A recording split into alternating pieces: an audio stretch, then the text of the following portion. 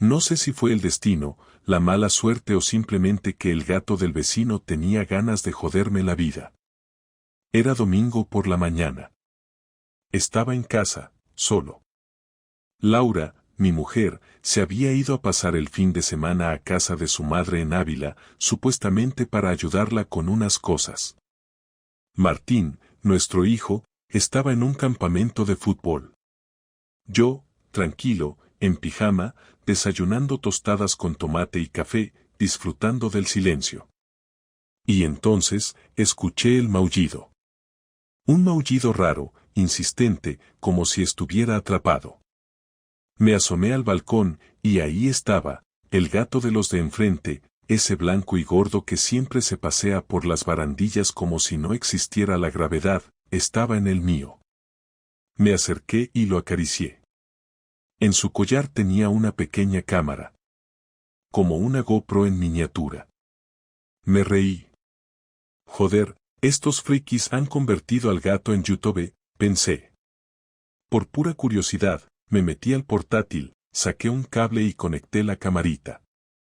Al principio, todo normal, planos del gato caminando por tejados, colándose por ventanas, grabando cosas sin sentido. Pero después, un archivo de video llamó mi atención. Se llamaba J1309. Le di play. Lo que vi no lo voy a olvidar jamás. Era mi salón. Mi propio salón. La imagen temblaba un poco, pero se veía claro. Laura. Mi mujer. De espaldas. En sujetador. Y un hombre detrás de ella. Besándola en el cuello. No era yo. Y tampoco era una escena rápida o un error de interpretación.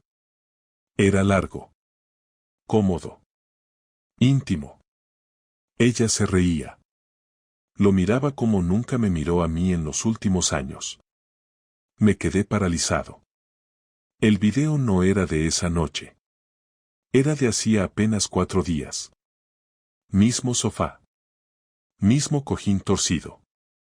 Mis libros en la mesa. Todo mío. Menos ella.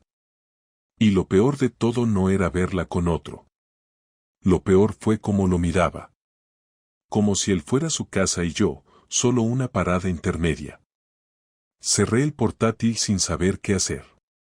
No lloré. No grité.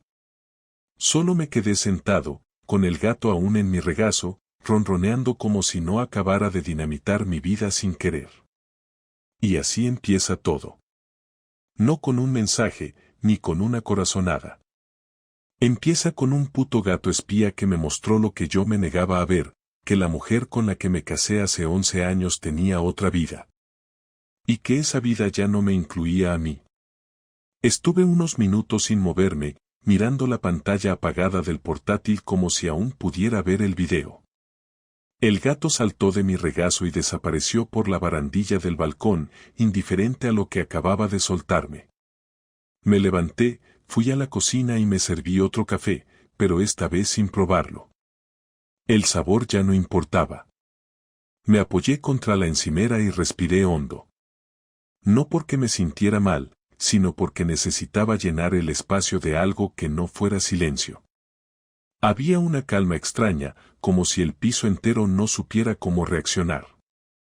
Apenas terminé de tomar un sorbo, volví al portátil. Esta vez fui más metódico. Abrí la carpeta de la cámara del gato y comencé a revisar cada archivo en orden inverso. Quería saber cuánto tiempo llevaba esto ocurriendo, si era algo reciente o si era yo el idiota de siempre. El gato, al parecer, había estado paseando por varias casas durante semanas, y en más de una ocasión había acabado en la mía. En total encontré 5 vídeos distintos con Laura y ese tipo. En todos parecía tranquila, cómoda, como si no estuviera haciendo nada fuera de lo normal.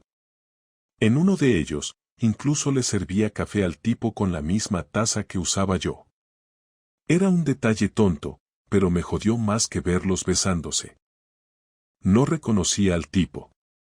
No era nadie del trabajo, ni del círculo de amigos, ni uno de esos vecinos que saludas en el ascensor. Tendría unos 40, pelo corto, barba bien cuidada, algo más alto que yo. Llevaba puesta una sudadera de un equipo de fútbol que no sigo. Era un desconocido en mi casa. Un extraño al que Laura le dejaba abrir la nevera, sentarse en mi sofá y usar mis vasos como si fueran suyos. Lo peor es que no parecía un encuentro casual. El nivel de confianza que se veía en esos vídeos no se consigue en una tarde. Lo más lógico habría sido llamarla, decirle que se acabó, pedirle explicaciones o simplemente gritarle hasta que no quedara nada. Pero no lo hice. No por miedo o tristeza, sino porque me di cuenta de que necesitaba saber más. Si algo me jodía más que la traición en sí, era no entender cómo había llegado hasta ahí. Así que en vez de actuar por impulso, hice lo que sé hacer bien, observar. Entré a su ordenador. No tenía clave. Nunca la tuvo. Ni siquiera le cambiaba el fondo de pantalla. Siempre decía que no tenía nada que ocultar. Rebusqué entre documentos, chats de redes sociales, fotos, correos. Nada evidente. Ningún mensaje subido de tono, ninguna conversación sospechosa. Lo único que encontré fue un correo reenviado desde una cuenta con nombre genérico, javipersonal@hotmail.com. El asunto decía simplemente te dejo esto aquí por si acaso. Dentro, una dirección de Drive con una carpeta llamada Oficina Vieja. Tardé 2 segundos en decidirme. Abrí el enlace. Dentro había varios documentos, fotos y capturas de pantalla. Era un resumen detallado de conversaciones entre Laura y ese tal Javi. Por lo que vi, habían trabajado juntos en una agencia de publicidad antes de que ella entrara en su actual trabajo. Las conversaciones eran antiguas, algunas con más de 1 año de antigüedad. No había contenido sexual, pero sí una cercanía incómoda. Ella le contaba cosas de nuestra casa, de mí, incluso de Martín. Él respondía con cariño, le daba consejos, le decía que merecía ser feliz. Poco a poco las charlas pasaban de hablar de campañas y jefes inútiles a decirse que se extrañaban. Había un patrón claro, lento pero constante. Como si hubieran estado preparando el terreno durante meses. No sé cuánto tiempo pasé frente al ordenador. Perdí la noción de la hora, del hambre, de todo. Cuando me di cuenta, era casi la 1 de la tarde. Me levanté, fui al baño, me lavé la cara y me miré en el espejo. No parecía un tipo al que le acababan de meter una puñalada. Parecía el mismo de siempre. Eso me molestó. Sentí que no tenía derecho a verme tranquilo, que algo debería haberse roto en mi cara, en mi expresión, pero no había nada. Solo ojos cansados y barba sin afeitar. Volví al salón. Me senté en el sofá donde Laura se había sentado con él. No hice ningún drama, ni toqué los cojines, ni intenté oler nada. Me limité a pensar. Me pregunté si en algún momento de los últimos meses me había dado cuenta. Si alguna vez ella había dicho algo que sonara extraño y yo simplemente lo ignoré. Lo más cercano fue un comentario que hizo una noche después de cenar, mientras veíamos una película. Dijo algo como, a veces me gustaría tener más espacio solo para mí, sin sentir que soy solo madre o esposa. Yo solo asentí y cambié de tema. En ese momento no me pareció grave, pero ahora sonaba a declaración. El teléfono vibró. Era ella. Un mensaje, ya estoy en la estación, en 1 hora estoy en casa, ¿quieres que traiga algo para comer? Sentí un nudo en el estómago. Respondí que no hacía falta, que yo ya había pedido comida. Ella envió un emoji de corazón. No respondí. Apreté los puños, respiré hondo y me levanté. Ya tenía suficiente para saber que no era una aventura de una noche. Era algo más organizado, más íntimo, más lento y jodido. Y ahora que lo sabía, solo había una cosa en mi cabeza, ¿cómo iba a hacer que lo pagara? Escuché la llave girar en la cerradura a las 14:18. No lo miré en el reloj, lo vi en la pantalla del móvil donde tenía una app de cámara que había conectado desde el portátil. Quería ver su cara al entrar, aunque fuera solo por un segundo. Cerré el portátil en cuanto se abrió la puerta, me levanté del sofá y caminé hasta la cocina como si nada pasara. Laura entró cargando una bolsa con comida para llevar, sonriendo como si todo estuviera bien. Me saludó con su tono habitual, ese que usaba cuando intentaba sonar simpática aunque estuviera cansada. Me dio un beso en la mejilla que no devolví. Se quedó unos segundos esperando, notó que algo no encajaba, pero no dijo nada. Apoyó la bolsa en la encimera y sacó los envases. He traído core del sitio que te gusta, el de lavapiés. Dijo mientras abría un tupper de arroz. No tengo hambre, respondí sin mirarla. Ella se detuvo. Me observó en silencio un par de segundos. Entonces se apoyó en la encimera, cruzó los brazos y soltó un suspiro forzado. ¿Pasa algo? Sí, le dije mientras sacaba del bolsillo una memoria USB y la dejaba sobre la mesa. Puedes verlo tú misma si quieres. Ella miró el pendrive como si no entendiera lo que era, pero no lo tocó. Su cara cambió de expresión. Pasó de curiosidad a tensión. Se quedó inmóvil. No preguntó qué había dentro. No necesitaba hacerlo. Lo sabía. ¿Qué es eso? La prueba de que me has estado mintiendo. No gritaba. No lloraba. Hablaba como si estuviera pidiendo la cuenta en un restaurante. Ella frunció el ceño y me miró como si quisiera culparme a mí por haber encontrado algo que no debía. Era el tipo de mirada que la gente pone cuando chocas contra su mentira y se niegan a dejarla caer. No entiendo de qué estás hablando. No lo entiendes porque quieres seguir fingiendo que todo está bien. Pero no está bien. Lo sé todo. Lo vi. Los vídeos. Las conversaciones. Incluso el correo ese que te mandó Javi. Todo. Laura no dijo nada durante varios segundos. Tragó saliva, bajó la mirada y después volvió a levantarla, más firme. ¿Y qué has visto exactamente? Lo suficiente para saber que ha estado en esta casa, que te besa como si yo no existiera, que tú lo dejas entrar aquí como si fuera su sitio, que me hablas a mí como si nada mientras por dentro estás en otra parte. No es lo que crees, soltó ella, cruzándose de brazos de nuevo, esta vez con una mezcla de culpa y soberbia. ¿De verdad vas a decir eso? ¿Eso es todo lo que se te ocurre? ¿No es lo que creo? ¿Qué se supone que estoy creyendo mal? Lo vi con mis propios ojos. Te vi riéndote con él en nuestro sofá, llevándolo al dormitorio, dándole café con mis tazas. No necesito imaginarme nada. Ella caminó por la cocina, nerviosa, como si buscara una salida que no existía.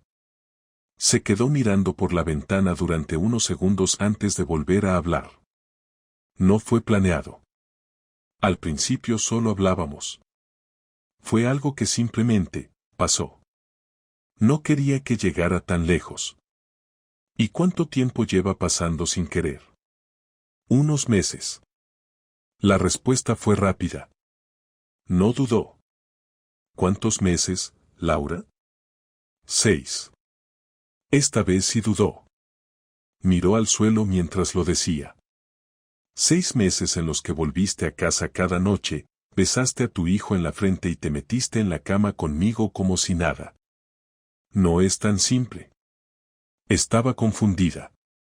Necesitaba espacio, necesitaba sentirme escuchada, deseada, contigo todo era siempre lo mismo. Ah, claro.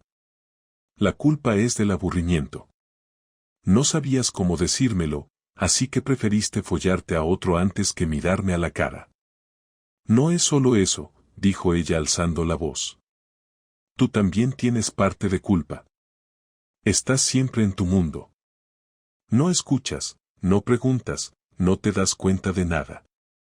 Ni siquiera te diste cuenta cuando empecé a salir más o a llegar tarde. Si no es por ese video de mierda, ni te habrías enterado. Entonces tengo que agradecer al gato del vecino. Perfecto. Laura bufó, molesta, y se alejó un par de pasos. Me miró como si yo fuera el agresor, el que estaba rompiendo algo que aún podía arreglarse. Fue en ese momento cuando supe que no había remordimiento real. Solo molestia por haber sido descubierta. ¿Y ahora qué? Preguntó, desafiante. ¿Vas a contarle todo a Martín? ¿Vas a echarme de casa? ¿Qué vas a hacer? Todavía no lo sé. Pero lo que sí tengo claro es que tú no vas a decidir eso. No después de lo que hiciste. No después de reírte en mi cara durante 6 meses. No me reía de ti, dijo ella en voz más baja. Ah, ¿no? Pues te juro que eso parecía en el video. No hubo más palabras. Se quedó quieta, mirándome, intentando entender qué parte de su estrategia tenía que ajustar ahora. Yo la observé con la frialdad que solo da la traición, sabiendo que, por mucho que hablara, por mucho que explicara o llorara después, ya había cruzado la línea.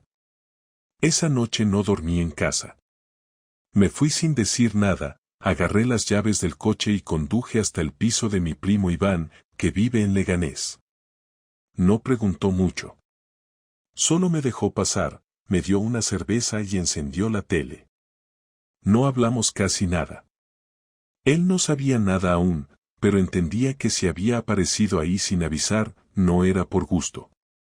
Me tiré en el sofá y me quedé con los ojos abiertos toda la noche, sin ver la tele, sin pensar en nada en concreto. Solo en el tiempo. En todo el tiempo perdido. En las comidas compartidas, en los planes que habíamos hecho, en los cumpleaños de Martín, en los domingos de películas en pijama. Todo eso, ahora, era una historia que solo servía para recordarme que fui el último en enterarme.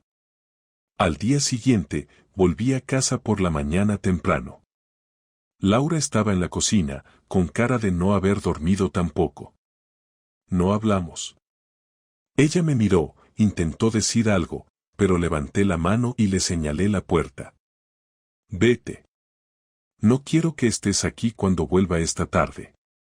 No discutió. Agarró una mochila y se fue. Pasé esa semana en piloto automático. Fui a trabajar, recogí a Martín del colegio, hice la compra, cociné, limpié, todo como siempre, pero con un silencio que lo cubría todo. Martín notó algo. Preguntó por su madre. Le dije que estaba en casa de la abuela por unos días. No insistió, pero no era tonto. A los 6 años, ya se notan las grietas. Me preguntaba cuánto había visto él, cuánto había notado. Durante los ratos en que estaba solo, me sentaba con el portátil, abría los vídeos y los analizaba como si fueran material de trabajo. No por morbo. Ya no necesitaba ver nada más. Lo hacía porque estaba planificando algo. Ya no quería venganza emocional, ni gritos, ni lloros, ni destrozar cosas. Quería que le doliera en los sitios donde más le importaba, su imagen, su círculo, su comodidad. Lo primero fue revisar todo lo que sabía sobre su empresa. Trabajaba en una agencia pequeña de publicidad. Tenía buena relación con sus jefes, se llevaba bien con sus compañeras, era de las que hacían bromas en la máquina de café y organizaban cenas navideñas. Sabía que le importaba mucho su imagen allí, que era su refugio, el lugar donde se sentía independiente y valorada. En uno de los vídeos, el tipo, Javi, mencionaba algo sobre la sala de reuniones del jueves pasado. Revisé el correo de Laura, entré en su agenda y confirmé que sí, había tenido una reunión importante ese jueves. Dediqué una tarde entera a revisar sus correos de trabajo. Encontré varias conversaciones con Javi usando cuentas personales pero con temas que cruzaban lo laboral y lo íntimo. Ese fue el primer objetivo, recopilar todo y armar un dossier limpio, con fechas, capturas y transcripciones. sin adornos, sin exageraciones, solo hechos. Lo segundo fue su círculo más cercano. Tenía dos mejores amigas desde la universidad, Clara y Maite, que siempre hablaban mal de las mujeres que engañaban a sus maridos. Una mujer que engaña es una cobarde, decía Maite hace años, en una cena. No las veía desde hace un tiempo, pero tenía sus contactos. Les envié un correo anónimo con parte del dossier. No todo. Solo lo suficiente para que supieran que lo que creían de Laura no era del todo cierto. El correo era directo: quizás deberíais saber con quién compartís mesa todas las semanas. No firmé. No hacía falta. Lo importante era que el contenido hablara por sí mismo. La parte más delicada fue el trabajo. Sabía que si actuaba mal, podía meterme en un lío legal. Así que no mandé nada desde mi correo personal.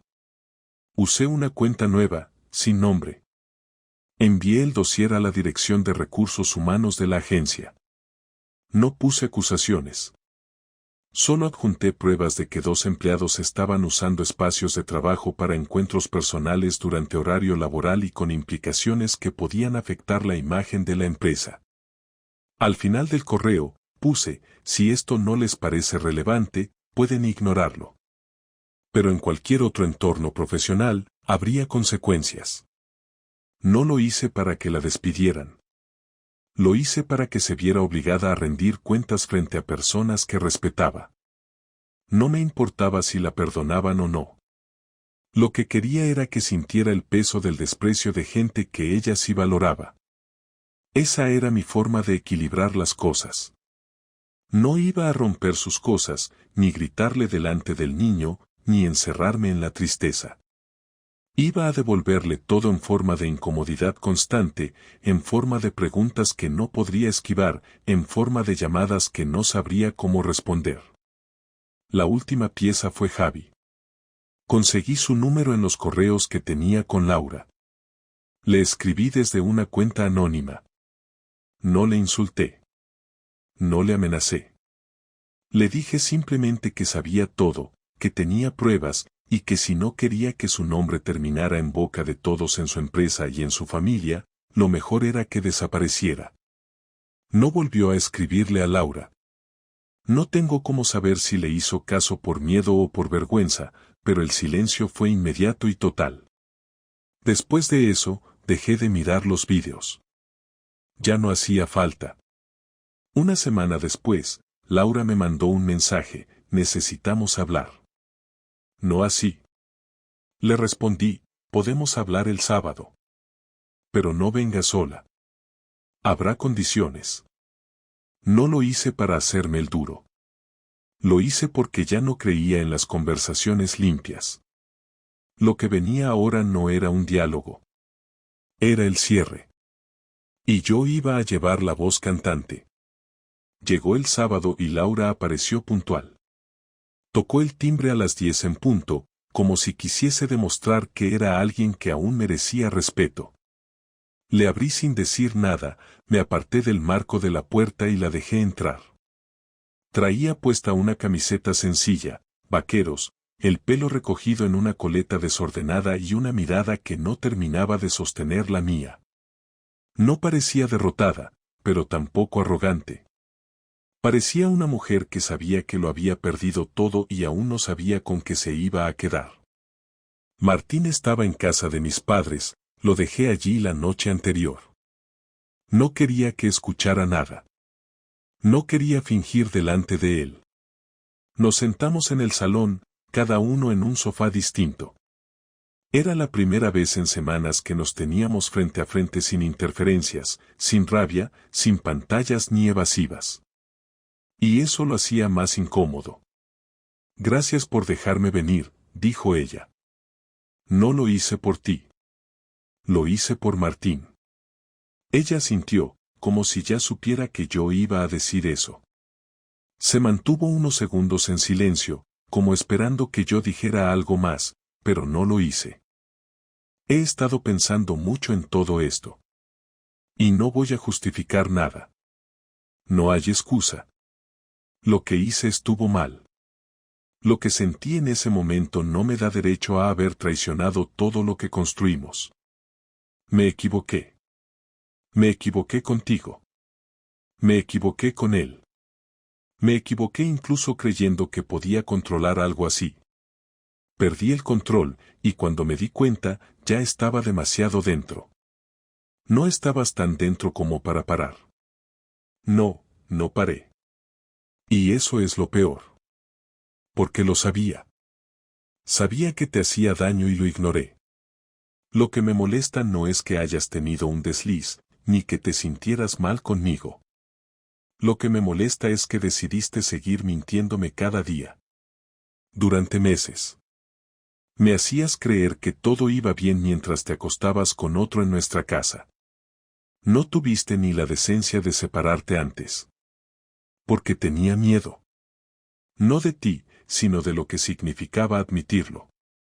Pensaba que si lo escondía, si lo negaba, podía volver a lo de antes. Pero me di cuenta de que lo de antes tampoco existía ya. Y ahora estás aquí. ¿Por qué? Porque no quiero que todo termine así.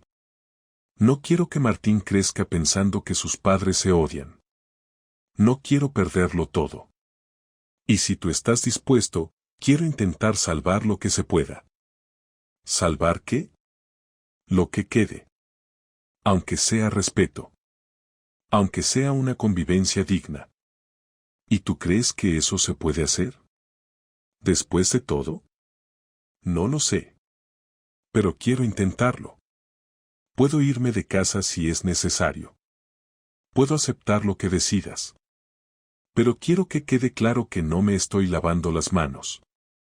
Lo que hice fue una mierda. No lo niego. Pero quiero que me escuches, aunque no me perdones. No estoy buscando que me pidas perdón. Lo que quiero es que entiendas que lo que rompiste no fue solo una relación.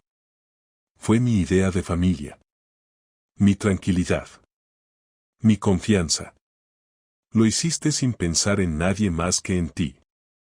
Y ahora vienes a pedirme que seamos compañeros de piso. Como si eso fuera una solución. No, no quiero eso. Quiero saber si existe alguna posibilidad de que, con el tiempo, puedas mirar atrás y decir que hicimos lo mejor para Martín. Lo mejor para Martín es no vivir en una casa donde su madre se acuesta con otro mientras su padre le hace la cena. Lo mejor para él es que entienda que las acciones tienen consecuencias. Que no todo se arregla con una conversación. Lo mejor para él es que vea que su padre tiene dignidad. Laura apretó los labios y bajó la cabeza. No lloró. No imploró. Solo se quedó callada. Era la primera vez que no me discutía nada. La primera vez que aceptaba que ya no tenía poder en esta situación.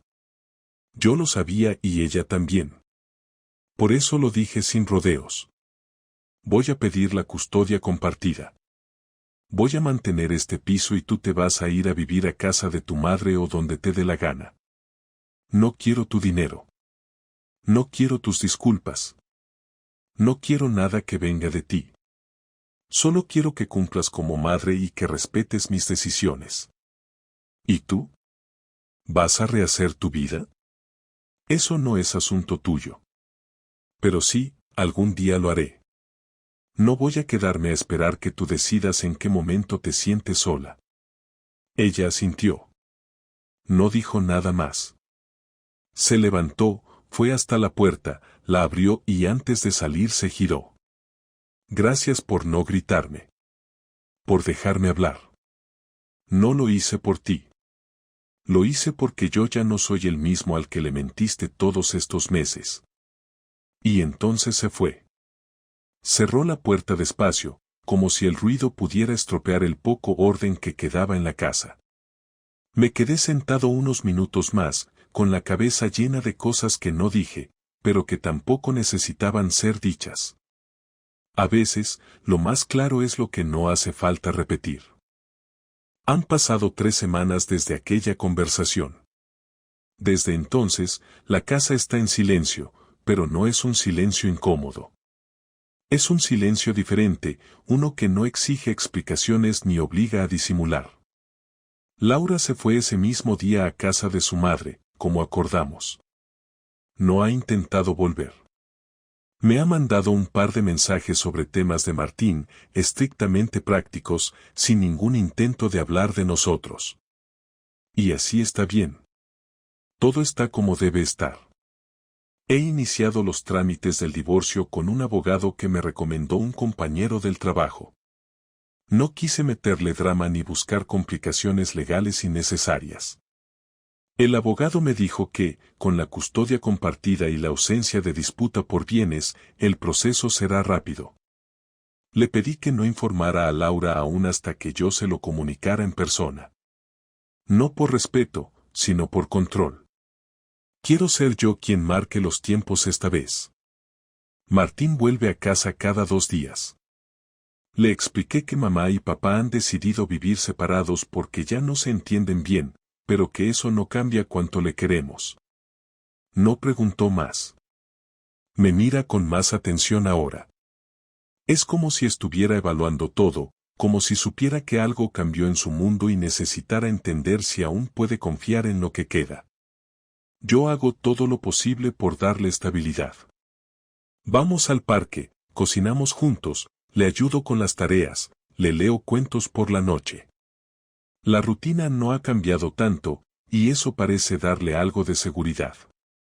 En el trabajo nadie sabe nada. No he dicho nada a mis compañeros. No necesito sus opiniones ni sus consejos de barra de bar. Sigo cumpliendo con todo, aunque noto que mi concentración no es la misma. No porque piense en ella, sino porque ahora me doy cuenta de cuánto tiempo dediqué a mantener una relación que ya estaba rota desde hacía mucho.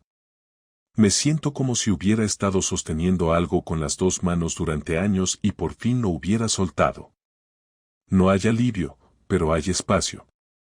He dejado de revisar correos antiguos, mensajes, carpetas.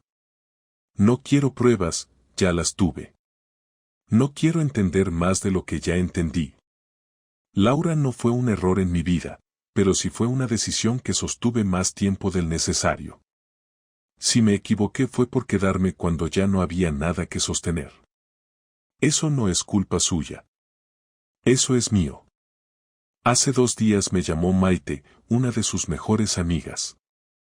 Me dijo que había recibido un correo anónimo con capturas y que, al principio, pensó que era una broma de mal gusto. Me preguntó si yo había sido quien lo envió. Le dije que sí. No me excusé. Solo le dije que prefería que supiera quién era la persona con la que compartía cenas y mensajes motivacionales. Se quedó en silencio unos segundos y luego me dijo que lo entendía. Que, aunque la forma fuera agresiva, el fondo lo justificaba. Me pidió que cuidara de Martín y que, si algún día necesitaba algo, podía contar con ella. Fue una conversación seca, pero honesta. Como todo lo que me interesa ahora. Javi desapareció. Al menos, de nuestra vida. No sé si sigue en su trabajo, no sé si sigue escribiéndole a ella. No me importa. Ya no es parte de la ecuación. No quiero saber si ella se arrepiente o si lo extraña. Ya no estoy mirando a ese lado. El otro día, mientras doblaba ropa, encontré una camiseta suya entre las mías. La metí en una bolsa con otras cosas suyas que aún quedaban en el armario. No las tiré, no las rompí, no las quemé. Las dejé en el trastero. Algún día vendrá a buscarlas. Ese día será otro trámite más. Como devolver unas llaves. Como firmar un documento. No tengo planes grandes ahora. No quiero reinventarme ni salir a buscar una nueva historia. No necesito darle sentido a lo que pasó buscando otra persona que lo compense. Lo que necesito es tiempo. No para sanar ni para curarme de nada, sino para adaptarme a vivir sin tener que justificar cada parte de mi vida. Ahora desayuno sin prisa, dejo los platos sin lavar a veces, camino por la casa en silencio sin tener que hablar si no quiero. Eso no es libertad, es simplemente otra forma de vivir. No mejor, no peor, solo distinta. Ayer por la tarde, Laura vino a buscar a Martín. Él salió corriendo a sus brazos como si nada hubiera cambiado. Ella lo abrazó, me miró y asintió con la cabeza. No hubo tensión, no hubo frases incómodas. Solo cumplimos con el intercambio. Antes de irse, me dijo: ¿Cuándo me vas a decir lo del divorcio? Pronto. Cuando tenga los papeles listos. Será algo rápido. ¿Estás bien? Estoy como quiero estar. No hubo más. Se fue con Martín y yo volví al salón. Me serví una cerveza, apagué el móvil y me senté en el sofá. No pensé en ella. No pensé en él. No pensé en nada. Por primera vez en mucho tiempo, no sentí rabia, ni tristeza, ni miedo. Solo vacío, pero no del malo. Un vacío que se parece más a tener espacio para algo nuevo. No sé qué vendrá después, pero por ahora, esto es suficiente.